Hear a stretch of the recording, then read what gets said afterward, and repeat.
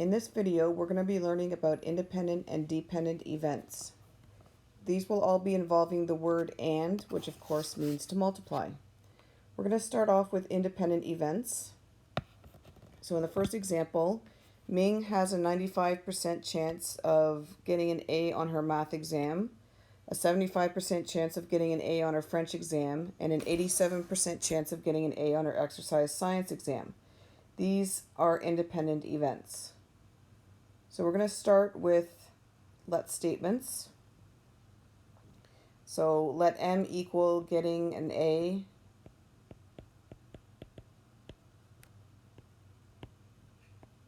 in math. F is getting an A in French.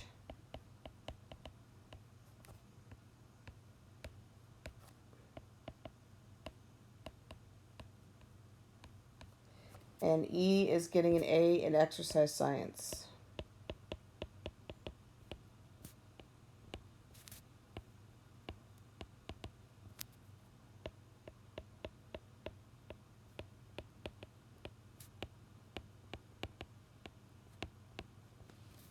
So what is the probability that she gets an A on all three subjects?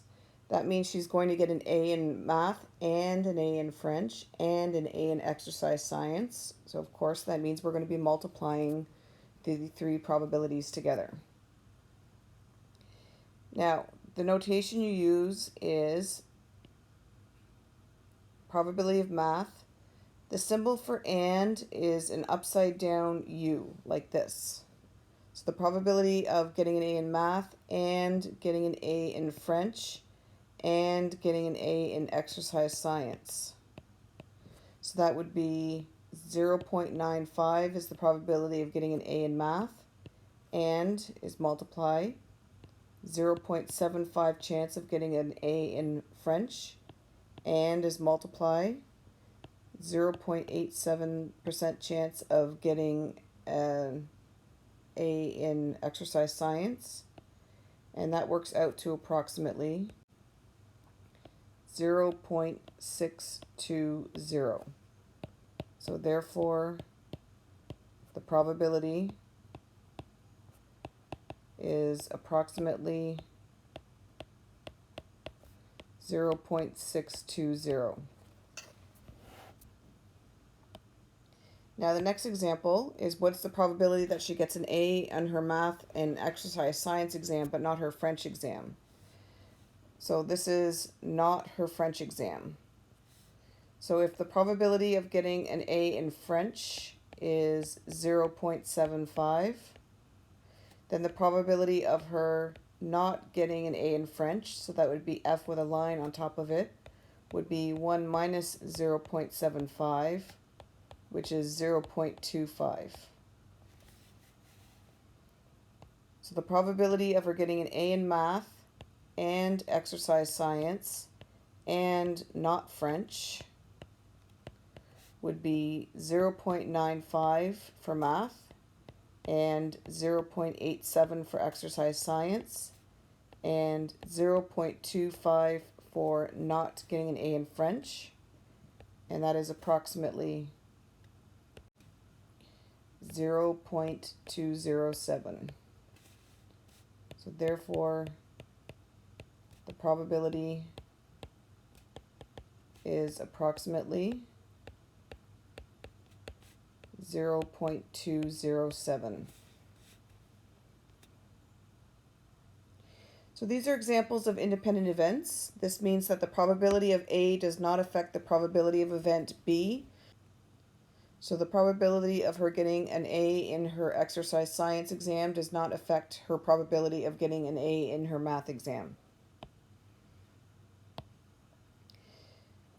So the probability of A and B, as we said, the symbol for and is an upside down U. That means the probability is the outcome is in both event A and B.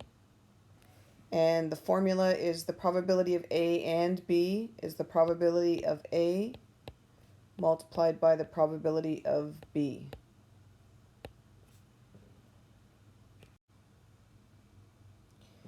In example 2, The probability of Billy Bob getting a good mark in advanced functions is 0.85, and the probability he gets a good mark in data management is 90%.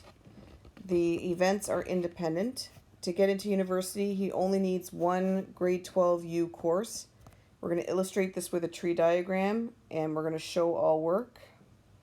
And you can cross this out. If it's on your sheet, you can cross this out.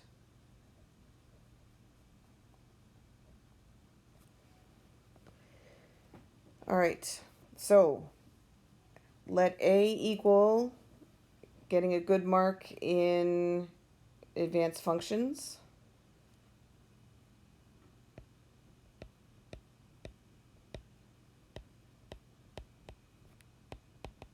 I'm just going to put AF for short.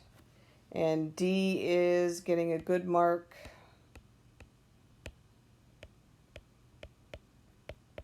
in DM for data management. So the way the tree diagram would work is, first of all, you either get a good mark in advanced functions or you don't get a good mark in advanced functions. So that would be A with a bar on top. The probability of you getting a good mark in advanced functions is 0.85. And the probability of not getting a good mark in advanced functions would then be 0.15. Next is getting a good mark in data management. So you either get a good mark in data management or you don't get a good mark in data management. The probability of getting a good mark in data management is 0.9. So the probability of not getting a good mark is 0.1. Now, if you don't get a good mark in advanced functions, the probability of getting a good mark in data management still is 0.9. And the probability of not getting a good mark in data management is still 0.1. And you know that those are the probabilities because the events are independent, which means that these probabilities and these probabilities are the same. They are not affected whether or not you get a good mark in advanced functions or not.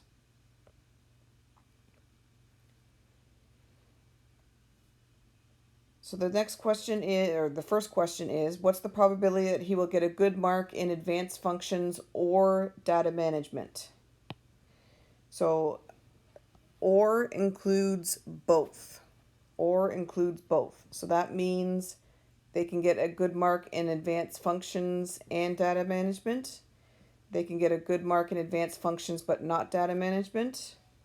Or he can get a good mark in data management but not advanced functions. So that is the probability of getting a good mark in advanced functions and data management, plus, because it's or, the probability of getting a good mark in advanced functions and not data management, plus the probability of getting a good mark not in advanced functions but in data management. So the first probability is 0.85 times 0.9, or a good mark in advanced functions is 0.85, and not in data management, so that would be 0.1, plus not a good mark in advanced functions would be 0.15, and a good mark in data management, which would be 0.9. And this works out to 0.985. So therefore, the probability is 0.985. The next question is, what is the probability that he will get a good mark in only one course? So if it's only one course, that means it's advanced functions but not data management, or not advanced functions but data management. So the difference between these two questions is that in question A, both of them are included as getting a good mark in advanced functions or data management, because or includes both.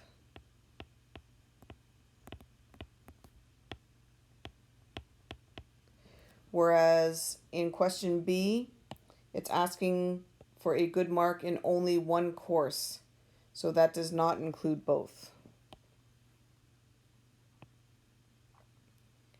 So that would mean it's the probability of getting a good mark in advanced functions and not data management, or the probability of not getting a good mark in advanced functions and getting a good mark in data management. So that works out to, if you look at the tree diagram, 0.85, and not data management is 0.1, or, so plus, not advanced functions is 0.15, and good mark in data management, which is 0.9, and that works out to 0.22. So therefore, the probability is 0.22. In this next example, a drawer contains 7 red paper clips and 5 blue paper clips. One paper clip is taken from the drawer and then replaced. Another paper clip is taken from the drawer. Draw a tree diagram to illustrate. So let R equal drawing a red paper clip, and B is drawing a blue paper clip.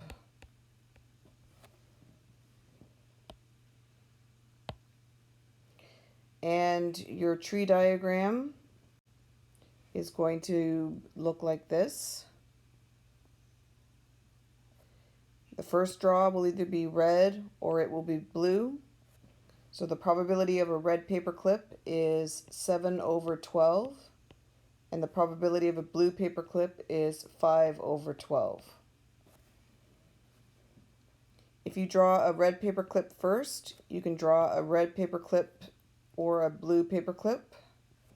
And because you are replacing the paper clip each time, then the probability remains 7/12 for a red paper clip and 5/12 for a blue paper clip. If you draw a blue paper clip first, you could draw a red paper clip second or a blue paper clip second. And the probability of a red paper clip is still 7/12, and a blue paper clip is still 5/12.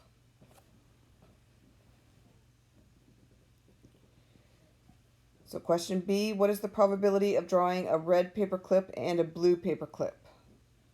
Circle the 2 branches that are favorable.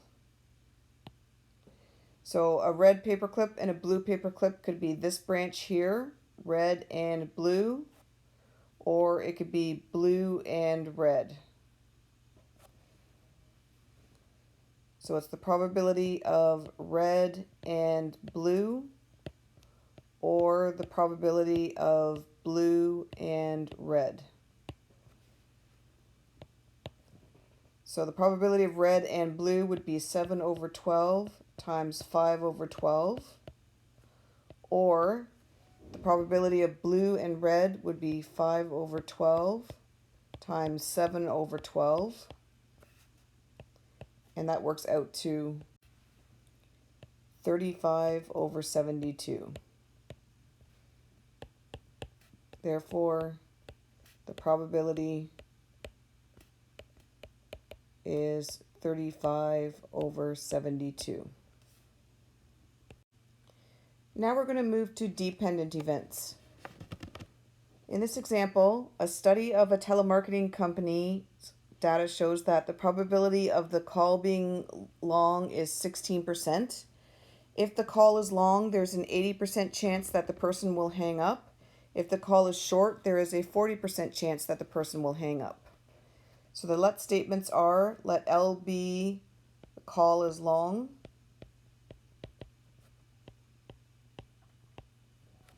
and let H be the person hangs up.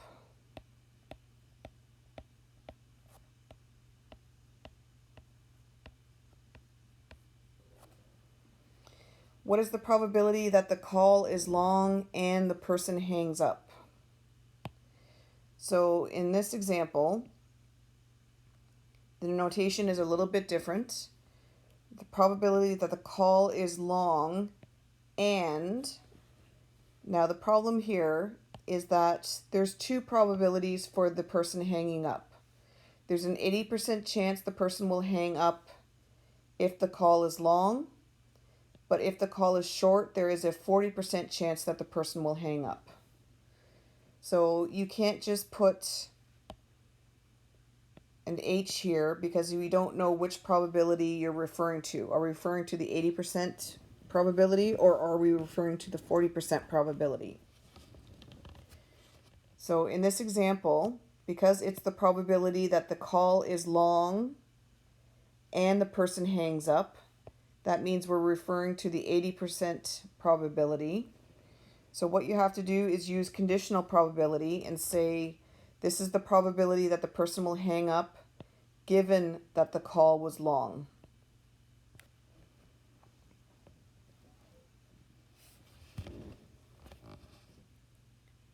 So this would be the probability that the call is long is 0.16.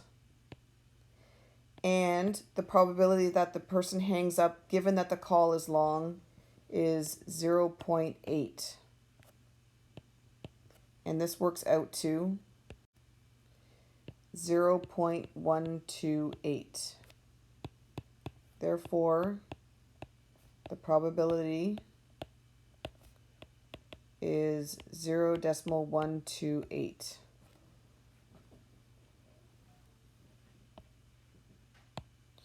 So what is the probability that the call isn't long and the person hangs up? So this is the probability that the call isn't long, so that would be L with a line above it. And the person hangs up given that the call isn't long. So if there's a 16% chance that the call is long, then that means that there is an 84% chance that the call isn't long. So that would be 0.84 times the probability that the person hangs up given that the call isn't long. That is this probability here. Because if the call is short, which means not long, there is a 40% chance the person will hang up. So this is times 0.4. And that works out to 0.336. So therefore, the probability is 0.336. So this is an example of a dependent event, which means the probability of A does affect the probability of event B. So the probability of whether the call is long or short does affect the probability that the person will hang up. So the probability of A and B is equal to the probability of A times the probability of B happening given that A happened. So in example 5, suppose that a school's female soccer team has a history of winning 50% of the games it plays on rainy days and 60% of the games it plays on fair days. The weather forecast for the next game day calls for an 80% chance of rain. What is the probability that the team will win the game? Illustrate this with a tree diagram. So let R equal that it rains, and W represents that they win a game.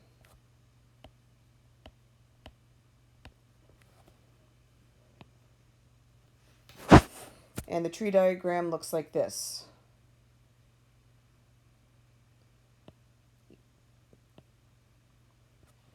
first of all, these are dependent events because the outcome of winning depends on whether or not it rains. So what you have to decide is which comes first in the tree diagram. It raining or not raining, or them winning or not winning the game. So does raining depend on them winning the game, or does them winning the game depend on that it rains? And the answer is that them winning the game depends on that it rains. So the probability of it raining or not raining comes first in the tree diagram. So the probability that it rains is 0.80. There's an 80% chance of it raining. So this is 0.8, and the probability of it not raining is then 0.2. If it rains, they will either win the game or they will not win the game. So the probability that they will win the game if it rains is 50%. So they're winning 50% of the games it plays on rainy days.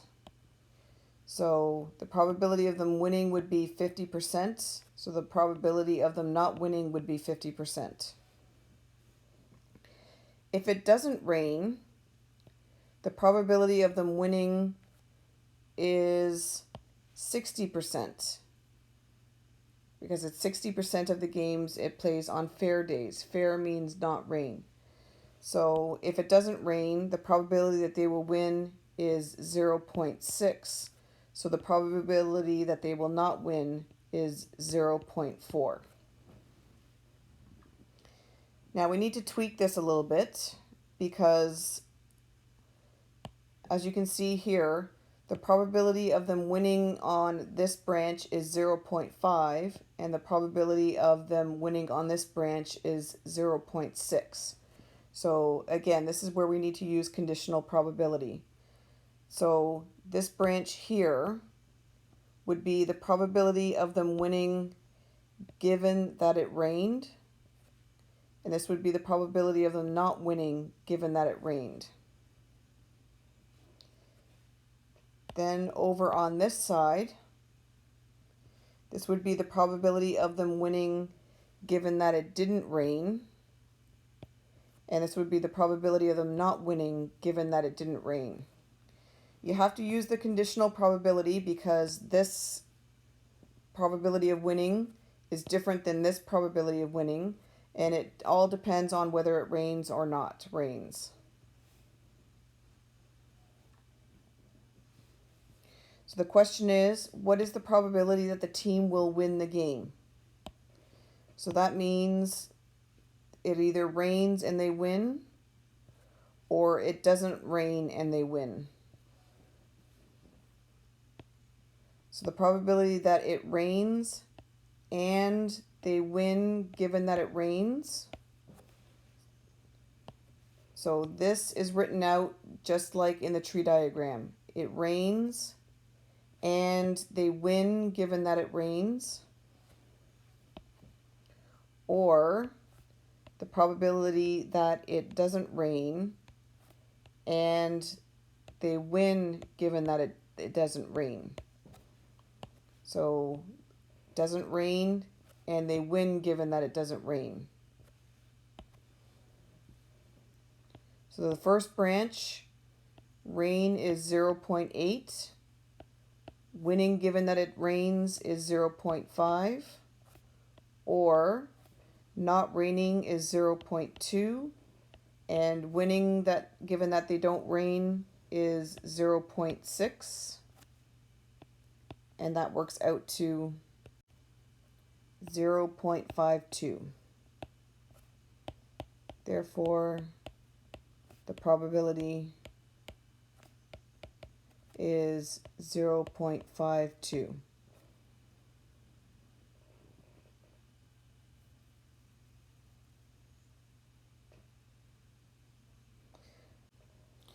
In this example, the probability that Jim will make it to school on time if his bus is on time is 0.95. The probability that he will make it to school on time if his bus is late is 0.45 each day. Each day, the probability of the bus being on time is 0.9. What is the probability that Jim was at school on time? So B is the probability of the bus is being on time. And S is the probability that he makes it to school on time.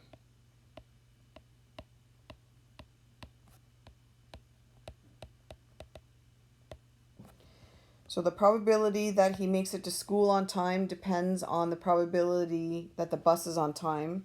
So you start your tree diagram with the bus being on time or the bus not being on time.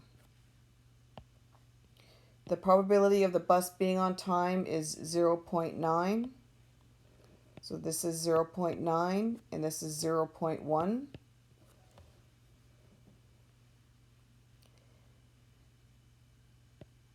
Now, if the bus is on time, he'll either make it to school on time, given that the bus was on time, or he won't make it to school on time, given that the bus was on time. So the question says, the probability that Jim will make it to school on time if the bus is on time is 0.95. So this probability of making it to school on time, given that the bus is on time, is 0.95. So that means the probability he will not make it to school on time is 0.05. Now the probability that he makes it to school on time if the bus is not on time is 0.45.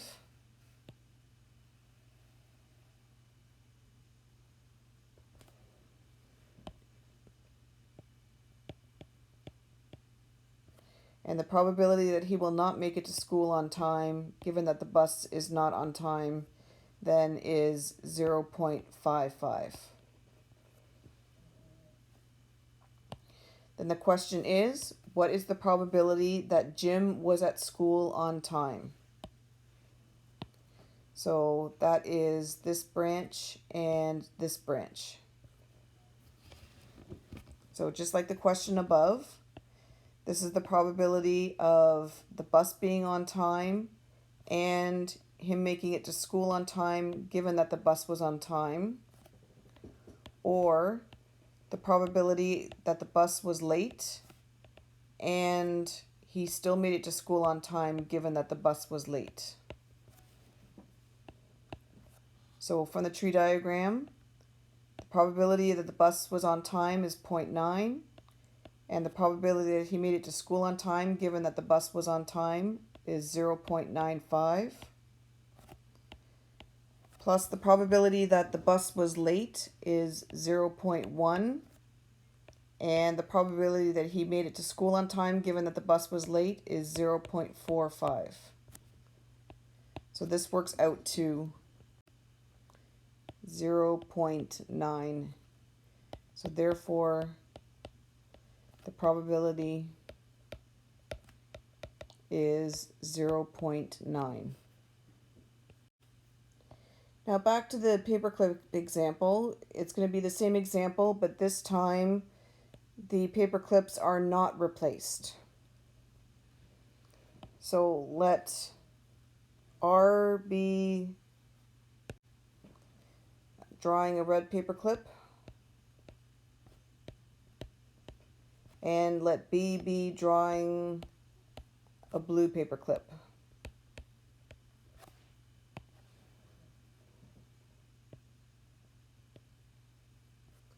So the first can be red or it can be blue. And the probability of the first paperclip being red is 7/12, and the probability that the first is blue is 5/12. If the first one is red, the probability that the second one is red is, since we're not replacing it, there's now only 11 paper clips left, and there's only 6 red paper clips. And the probability of a blue paper clip would be, there's still 5 blue paper clips, but there's only 11 paper clips left. Now we need to tweak this again, because the probability of red in the second draw is 6 out of 11, and the probability of red in the first draw is 7 over 12. So we're going to put an R1 for the probability of red in the first draw, and an R2 for the probability of red in the second draw, because you can't have 2 different values for the same letter.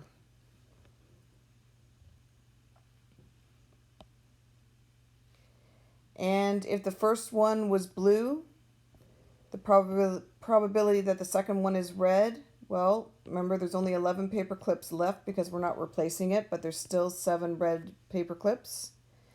And the probability that the second one is blue, there's only 4 blue left out of 11 paper clips. And once again, we're going to make this blue 1, and this would be red 2, blue 2. Because this blue is 5 over 12, this blue is 4 over 11. So because they have 2 different values of probability, you can't have the same, you can't make these both B, because you can't use the same variable for 2 different values. So you're going to make these red in draw 1, blue in draw 1, red in draw 2, blue in draw 2. And then once again, this R2 is 6 out of 11, but this R2 is 7 over 11. So we need to make these conditional probabilities. So this is red 2, given that red 1 was drawn. B2, given that the first one was red. This is the second one being red, given that the first one was blue. And this is the probability the second one was blue, given that the first one was blue.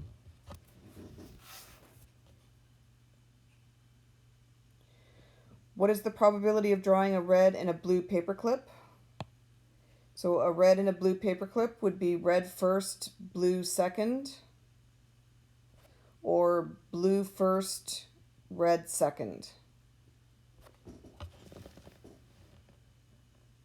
So that's the probability of the first one being red and the second one being blue, given that the first one was red, or the probability that the first one was blue and the probability that the second one was red, given that the first one was blue. So in the first branch, that would be 7 over 12 times 5 over 11. And in the second branch, it's 5 over 12 times 7 over 11. And that equals 35 over 66.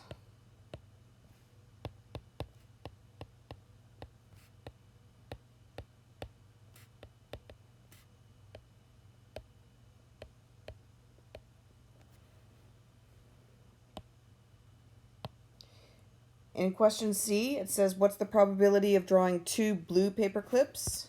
So that would be this branch here. So a blue on the first and a blue on the second. So that would be the probability of drawing a blue on the first and drawing a blue on the second, given that you drew a blue on the first. So that equals 5 over 12 times 4 over 11, and that works out to 5 over 33. Therefore, the probability is 5 over 33. So this is where you're going to stop the video, or at least pause the video, and you're going to try these examples on your own, and then you're going to come back and play the video to take them up. So press pause and try the remaining examples on your own. But before you start though, could you please change this to say with replacement? Which means you put the second card back before you put the first card back before you draw the second card. So that should say with replacement. So now pause the video and try the examples. Okay, welcome back to the video. We'll now take these up. Sorry about the confusion with the first question. 2 cards are drawn from the top of a standard deck with replacement. What is the probability that the first card is a spade and the second card is a face card? This is independent since you are replacing the first card. So the outcome of the second card is not affected by the outcome of the first card. So let S equals drawing a spade, let F equals drawing a face card. Probability of a spade and a face card. This is the probability of drawing a spade. This is the probability of drawing a face card. When you multiply them, you get 3 out of 52.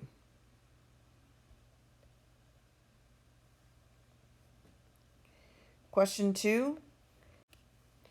It turns out that 10% of the population is Martian. That means 90% are not Martians, they're human. Most of these Martians are unaware that they are not human. For this reason, a test was devised to detect Martianality. When a Martian is tested, the result will be positive 85% of the time, which means it will be negative 15% of the time. When a human is tested, so that's not a Martian, the result will be positive 5% of the time, which means it will be negative 95% of the time. So because these probabilities are different and they change depending on whether you're a Martian or not a Martian, that makes these dependent, which means you need to use conditional probability here. So this is the probability of testing positive given that you're a Martian, the probability of not testing positive given that you're a Martian, the probability of testing positive given that you're not a Martian, and the probability of not testing positive given that you're not a Martian. So what's the probability that the individual chosen will test positive? So that's this branch here. So Martian and testing positive given that they're a Martian. And this branch here, not a Martian and still testing positive given that they're not a Martian. So it's 0.1 times 0.85 plus 0.9 times 0.05, which works out to 0.13.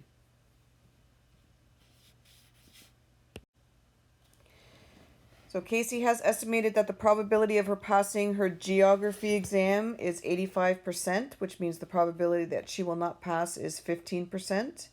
And the probability of her passing her history exam is 80%, which means the probability of her not passing is 20%.